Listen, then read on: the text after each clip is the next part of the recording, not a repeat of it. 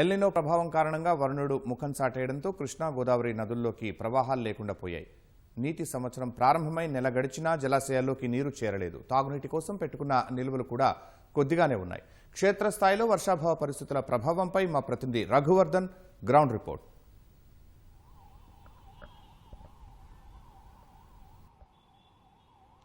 Sharma, El Niño ప్రభావం తీవ్రంగా ఉందనే చెప్పొచ్చు. సాధారణంగా నీటి సంవత్సరం జూన్ 1వ తేదీతో ప్రతి సంవత్సరం ప్రారంభమవుతుంది. జూన్ 1వ తేదీ అంటే ఇవాళకి ఒక నెల గడిచిపోయింది. నీటి సంవత్సరంలో 12 మాసాల్లో ఒక మాసం గడిచిపోయినప్పటికీ కూడా నదుల్లో ఏమాత్రం ప్రవాహాలు లేవు.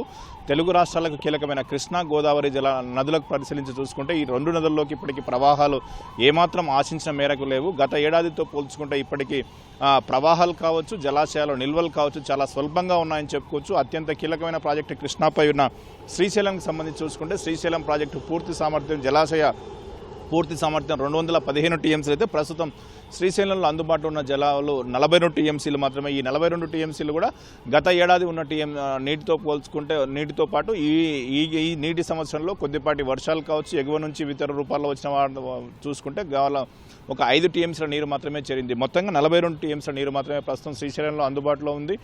వాస్తవానికి గత ఏడాది ఇదే తేదీన జూలై 1వ తేదీతో పోల్చుకుంటే గత ఏడాది శ్రీశైలంలో 160 టీఎంసీల నీరు ఉంది శ్రీశైలం జలాశయంలో. కానీ ఇప్పుడు మాత్రం కేవలం 42 టీఎంసీల నీరు మాత్రమే ఉంది. శ్రీశైలానికి ప్రధానంగా ఎగువ నుంచి కృష్ణాతో పాటు తుంగభద్ర నుంచి ప్రవాహాలు రావాల్సి ఉంటుంది. ఎగువన ఆల్మట్టి, కర్ణాటక రాష్ట్రంలోని ఆల్మట్టి డ్యామ్ నుంచి సాధారణంగా ఆల్మట్టి డ్యామ్ నిండితే దిగువకు నీటిని వదులుతుంటారు. కానీ ప్రస్తుతం ఆల్మట్టి డ్యాంలో కూడా పరిస్థితి అలాగే ఉంది. ఆల్మట్టి డ్యామ్ పూర్తి సామర్థ్యం జలాశయ పూర్తి సామర్థ్యం 129 టీఎంసీలు అయితే ప్రస్తుతం కేవలం అక్కడ 21 టీఎంసీలు మాత్రమే ఉన్నాయి. గత ఏడాది ఇదే రోజు చూసుకుంటే మాత్రం 81 టీఎంసీలు ఆల్మట్టి జలాశయంలో ఉన్నాయి. సహజంగా ఆల్మట్టి జలాశయంలో 100 టీఎంసీల సామర్థ్యం నిండితే మాత్రం దిగువకు నీటిని వదులుతుంటారు ఆ గేట్లు ఎత్తి.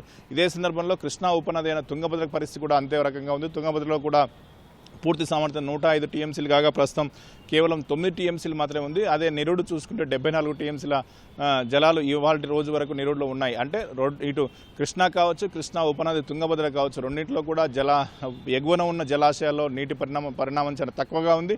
ఇదే సందర్భంలో ప్రవాహాలు ఎగువ నుంచి ప్రవాహాలు లేవు. స్థానికంగా కూడా వర్షాల ప్రవాహాలు లేని పరిస్థితుల్లో కొంత గడ్డు పరిస్థితి మనం స్పష్టంగా చెప్పుకోవచ్చు. ఇదే సందర్భంలో శ్రీశైలంలోకి ప్రవాహాలు లేని పక్షంలో దిగువకు నాగార్జున సాగర్ కావచ్చు, ఇతర ప్రాజెక్టులకు కూడా నీరు వదిలే పరిస్థితి లేదు.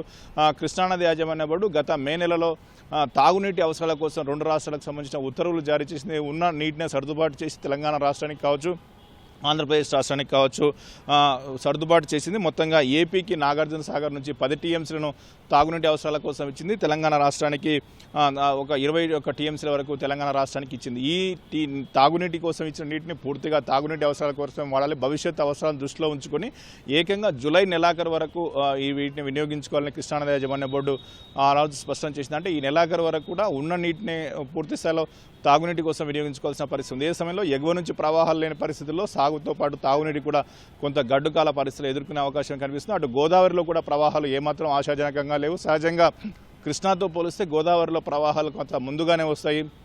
గోదావరి ప్రత్యేకించి గోదావరి ఉపనది అయిన ప్రాణహిత నుంచి కూడా ప్రవాహాలు ఎక్కువగానే ఉంటాయి. మనం చూసుకుంటే ప్రతి ఏడాది గోదావరిలో ప్రధాన గోదావరి కంటే కూడా ప్రాణహితలో ఎక్కువగా ప్రవాహం ఎగువ నుంచి వస్తుంటుంది. కానీ ఈసారి ఆ ప్రాణహితలో కూడా ప్రవాహాలు చాలా తక్కువగా ఉన్నాయి. మొత్తంగా చూసుకుంటే ఇటు రాష్ట్రానికి సంబంధించి కృష్ణా కావచ్చు, గోదావరి కావచ్చు, ఈ 2 నదులకు సంబంధించిన ఎగువ నుంచి ప్రవాహాలు లేకపోవడంతో పాటు స్థానికంగా కూడా వర్షాలు ఎక్కడా కూడా నీరు వచ్చే పరిస్థితులు నేపథ్యంలో గడ్డు పరిస్థితి ఉంది. ఒకవేళ నీటి సంవత్సరంలో జూన్ పూర్తయింది. సహజంగా కొంత జూన్లో వర్షాలు ఎగువన కర్ణాటక ప్రాంతంలో వర్షాలు పడి జూన్లో అక్కడ జలాశయాలు నిండితే జూలైలో దిగువకు శ్రీశైలం నాగార్జున సాగర్కు నీటి ప్రవాహాలు వచ్చే అవకాశం ఉండేది. కానీ ఈసారి జూన్ నెలలో ఆ పరిస్థితి లేకుండా పోయింది. ఒక నెల ఆలస్యమైందని చెప్పుకోవచ్చు. జూలై నెలలో ఎగువన ఏమైనా వర్షాలు పడ్డా, ఎగువన ప్రవాహాలు వచ్చినా కూడా కృష్ణాకు నీరు వచ్చే అవకాశం ఉంటుంది. కానీ ప్రస్తుతం ఈ ఎల్నినో ప్రభావం కారణంగా వర్షాలు అయితే ఇప్పటికీ కూడా ఆశించిన మేర కురవని నేపథ్యంలో గడ్డు పరిస్థితి ఎదుర్కొనే అవకాశం స్పష్టంగా కనిపిస్తుంది. శర్మ.